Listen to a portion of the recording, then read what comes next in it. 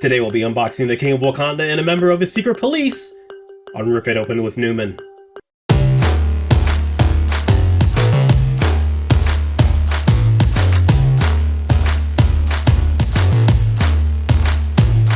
Welcome back to the channel. I'm your host Newman, and today we'll be unboxing Marvel Legends Black Panther and Hatut Zeraze from Hasbro Toys. Created in 1966 by Stan Lee and Jack Kirby, T'Challa, T'Chaka, is the Black Panther, the ceremonial leader of the Panther clan and king of Wakanda. The Hatut Zeraze and Hunter, the White Wolf, were created in 1993 by Christopher Priest and Mark Texeira. While T'Challa operates in the open as both king and hero, the Hatut Zeraze are Wakanda's secret police, led by Hunter, T'Challa's older adopted brother. The Black Panther and the Hatut Zeraze are often at odds in regards to ideology. However, both operate to secure the survival and future of Wakanda itself. Alright folks, so I'm really excited to dip my toes back into Marvel Legends from Hasbro. I actually happened upon these two figures while browsing for something completely different on Amazon. They were two figures based on probably one of my favorite comic runs of all time. It's in the top 3. I believe it is available in trade paperback, the entire run by Christopher Priest, and now there was a variety of artists, but for the most part it was Sal Velluto.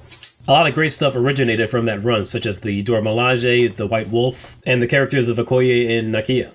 Now first up we have the Hatut Zeraze figure, so we're going to go ahead and take a look at the packaging first on this. Starting with the front, I believe this was during the Marvel Legends plasticless era. There's some nice comic artwork behind the image of the figure there.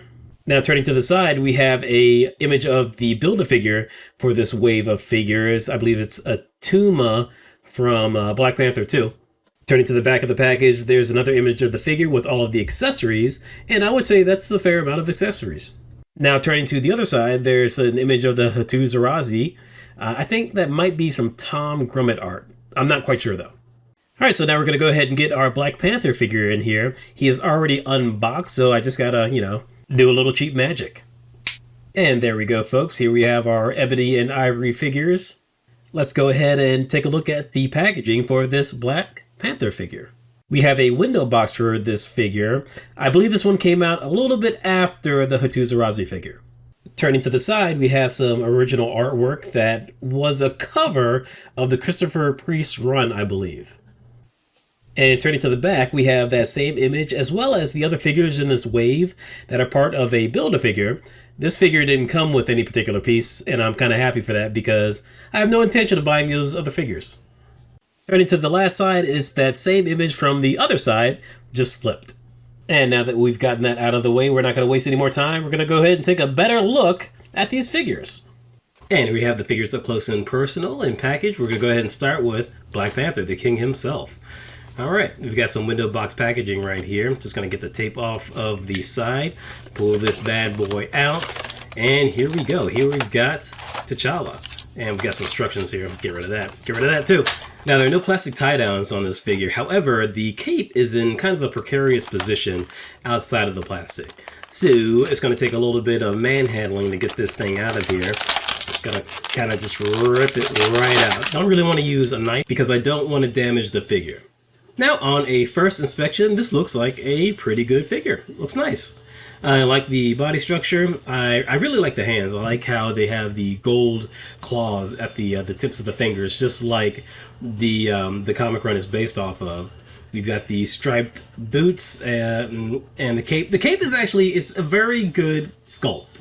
I have no issue with the sculpt of the cape. However, I do wonder how it's going to work in posing this figure and moving it around. But let's start with the articulation. The head goes all the way around. Arms go up to about there. There are movement at the shoulder. There's butterfly joints, which are really nice. That's good. There's a cut at the bicep right here for both arms. Both are really good.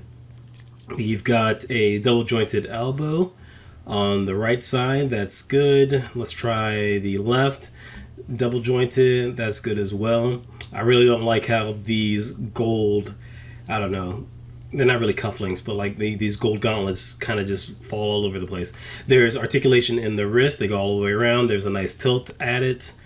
There is an ab crunch. Back and forth is really good, standard for the Marvel Legends. Legs go out to about here. There was also a cut at the waist, so there's waist articulation. There's a cut at the upper thigh. There is a double jointed knee, but it is really tight. You just got it gets there though. It's good. Let's check out the other knee for the double joint, and it is also tight, but it also gets there. That's good. You really need that mobility for a character like Black Panther. There's a cut at both of the boots, and ankle rotation is very good. It's very nice. It's not too stiff, not too loose. Excellent. All in all, articulation is really good on this figure. Pretty standard for your basic Marvel Legends action figure. In addition, I really like the gold eyes that they have on this figure as well, and the gold waist, the waist thing. The ornamental necklace though, it looks a little funky to me though. But back to that later. Let's go ahead and go over the the one accessories that come with this figure: a pair of swappable hands, some punching fists. All right. So I'm not quite sold on the look of that that necklace, because it looks like a bunch of sausages instead of the spikes that it should be. And I wish it was a little more gold as opposed to yellow. I mean, that's not a huge issue. It's mostly the sculpt for me. If the sculpt was better, I probably wouldn't even notice the color. But let's go ahead and get the fist swapped out. It's a nice easy switch, so that's good. So his his one accessory works pretty well, which is just some swappable hands. I don't know, it seems like they really skimped out on that one, especially since this is supposed to be a Build-A-Figure, and most of the other figures in that wave came with an extra body part, but they can't even give this guy, what, like maybe a staff or some Kimoyo dagger effects, something. Anyway, let's get him into some action poses, and look at that. Looks like it came right off of the page. Looks like an illustration from Joe Quesada during that Marvel Knights era. Look at that. That looks cool. I like that. I feel like I'm going to have some fun posing this figure with the Hatut Zeraze. Looks really good. I like this. And the cape looks good on this position as well, so there's no issue there. Let's go ahead and just swap out the hands so we can just have another look. Yeah, that's cool. Look at that. That's nice. I do like that quite a bit. We're going to move on from this. We're going to see just how well he's balanced with this very large cape. So let's take a look. Oh, okay, he's going to fall over. All right, he fell over. Let's try this again. And he falls over again. This is pretty much what I expected. Pretty unfortunate. I'm a fan of the sculpted capes in some instances, but not in this. Let's move into the side for a quick comparison with the Marvel Legends Giant Man. So now I don't know how many classes of body type Marvel Legends actually has, but you can clearly see that these are two completely different body types. It doesn't look like there's any reuse at any portion of these figures, even though they are both, I think they both came out relatively the same time frame, like within a year or two together, because they both have the butterfly joints. They're similar, but you can clearly see that Black Panther is a little beefier. The Giant Man figure is a little more thin, and also his thighs kind of like they kind of pop out a little bit more. Maybe the thighs are the same, but the upper part of the thigh before the cut is different. Who knows? But let's move on to the Hatut Zeraze. So we've got a windowless package here. We're going to open this up, take this out. Got no plastic in this bad boy. Throw that away. Get him out of... This looks like a mummy. All right, here we go. Here's the figure, the Hatut Zeraze. Now, I do believe this figure is a little bit older than the Black Panther figure, mostly because of the windowless packaging. Hasbro was going through their no plastic phase and the lack of the butterfly joints in the shoulders. This is still a really great sculpt. It looks like they might be using completely new parts for the feet and the calves and the forearms. But this looks really good. I really enjoy it. I honestly thought that this was just going to be a repaint of the Black Panther figure or vice versa, but you can clearly see that this is a different sculpt altogether. Well, let's go over the articulation. So the head, there's a lot of good movement in the head, goes up and down, all the way around. Arms go up to about here. There is a cut in the bicep right there. Both are very good. Let's see. And in the arm, we've got a double jointed elbow, which is really good. All right, let's get him into that muscle man pose. And the other double jointed elbow is good as well. Let's check out the wrists. They go all the way around. There's a nice tilt.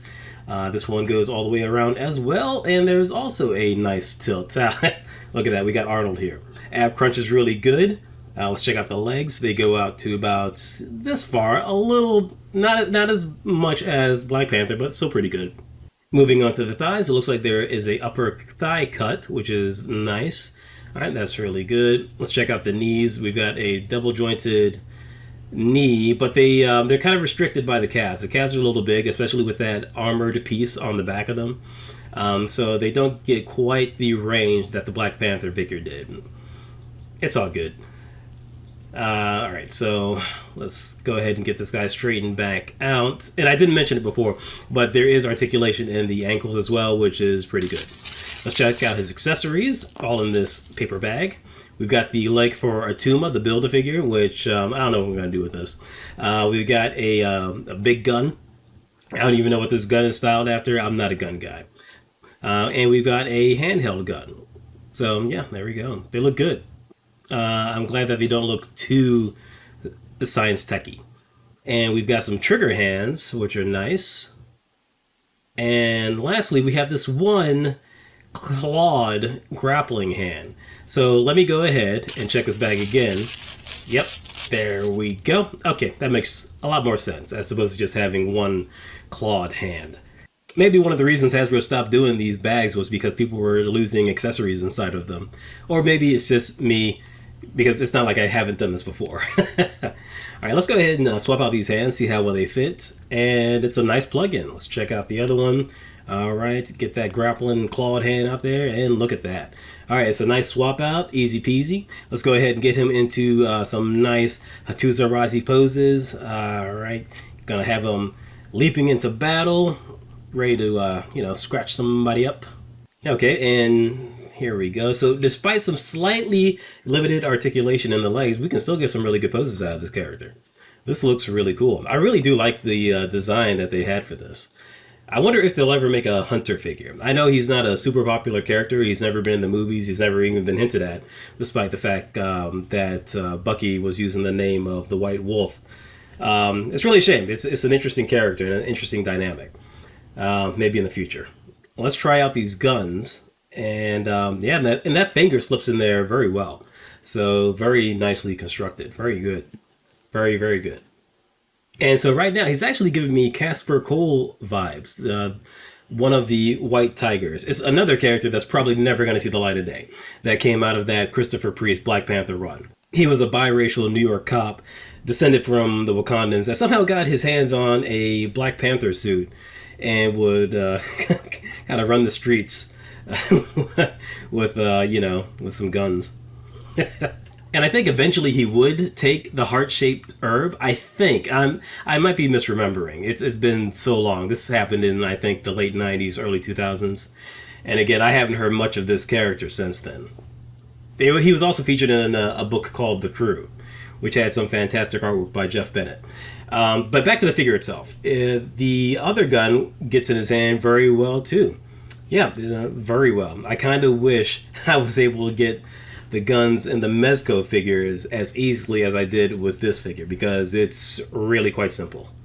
But here is another great pose that you can get this figure into with his guns. I'm glad that the guns are pretty light so that they don't weigh down the arms. This looks really good. I think I'm going to have him posed two-handed like this. Maybe I'll use a figure stand to kind of have him leaped up in the air like this. Or maybe Black Panther. I haven't decided yet. Either way, somebody's going to be leaping somewhere. But this looks really good. Very, very well done.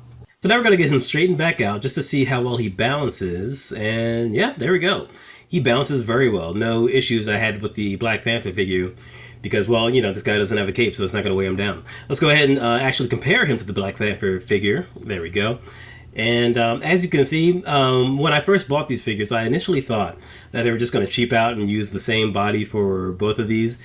I guess, either the White Wolf's a copy of Black Panther or Black Panther's a copy of the White Wolf. But you can clearly see that these are probably entirely 100% different sculpts. I don't see much reuse anywhere. Even in the abs, you can see on the White Wolf figure that the cloth is stretched over his muscles, whereas the Black Panther figure is just muscles. I gotta say, I really like the sculpt a little bit better on the White Wolf. The Hatut Zeraze figure. However, I do think that the Black Panther head sculpt is leagues better than the Hatut Zeraze figure. Not that the Hatut Zeraze figure's head sculpt is bad, it seems more evil. Maybe because his eyes are so far apart. Yeah, these are two pretty good figures. I really like them. Whenever I try and make a display for a particular figure or figure set, I try and get the ultimate version of that figure. And this version of Black Panther has always been that kind of ultimate version of Black Panther for me. So even though I have some issues with the cape and the necklace, this is the version of Black Panther I think of when I hear the name Black Panther. Okay, final thoughts. I think these are both two very nice figures. I really do enjoy them. Most of all, I enjoy the articulation on these figures. You can get them into a lot of great poses. Marvel Legends is always pretty consistent with the great articulation. It's one of the reasons why I continue to get certain figures from them. Not all figures, but certain figures. A lot of figures that you probably just wouldn't find from any other company like Mafex or Mezco. You're not getting a Mafex or Mezco Hatut Zeraze figure, unfortunately. Or this version of Black Panther. Generally, if you're getting a version of Black Panther, it's going to be one based off of the movie, but not really this comic run. This comic run has kind of been lost to time, which is unfortunate, because this really is the version of Black Panther that set up so much for who the character is right now. Even more so than the original Hudlin run. Again, I do have issues with the ornamental necklace for Black Panther. It kind of looks like a bunch of yellow sausages. I wish that sculpt was a little tighter. And that cape kind of gets in the way. It weighs it down. I really would have loved the cloth cape, but I know they're not going to do that for just a single figure in a particular wave. I imagine they would only do that for some sort of premium figure. And there are some issues with the articulation in the legs for the Hatut Zeraze. Those guards kind of get in the way, but again, it's minor. It's very minor. All in all, these are two wonderful figures. You'd be lucky to have them in your collection. You should go out and get them. I got both of mine from Amazon. They are still available at a very low price, so you can definitely get them, and you could probably get a couple of the Hatut Zeraze to build an army for them. It's I'm actually thinking of doing that myself, possibly. Good job, Marvel Legends. You guys get 2 gold stars. Alright folks, so that's going to pretty much wrap everything up. Please like and subscribe if you enjoyed this video, hit the bell for notifications, and I will check you later.